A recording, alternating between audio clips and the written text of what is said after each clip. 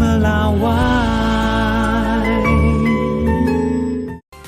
Masuk di paruh akhir di Sapa Indonesia Pagi, saudara, seorang calon haji tertua di Banjarmasin, Kalimantan Selatan, Pak Ini Parto Utomo, akhirnya berangkat ke Tanah Suci setelah menunggu selama 7 tahun. Sehari-hari Pak Ini yang merupakan ibu rumah tangga bekerja sebagai karyawan catering untuk bisa menyambung hidup.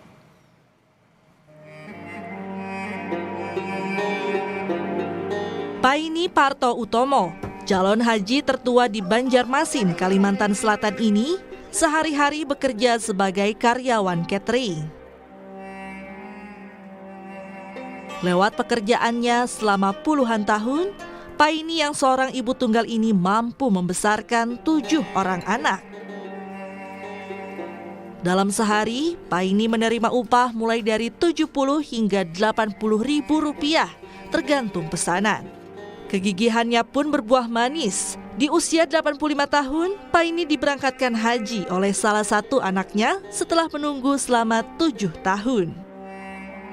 Udah, cukup aja di sini. Kalau dulu tuh murah-murah loh. Wajar, alhamdulillah. Mana? Kalau kele, kalau sama sekolah, tak gitu. Insya Allah mereka aja loh. Ini nawarin.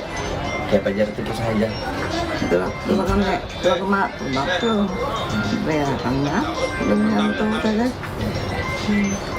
Enak kan? Tapi itu belum tercapai Tuhan Manu kan lah. Ada orang lain bakakan.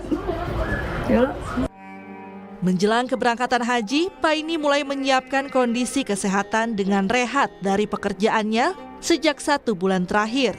Baginya, kesempatan menunaikan ibadah haji ini menjadi anugerah terindah di usia senja. Saidah Aisyah, Kompas TV, Banjarmasin, Kalimantan Selatan.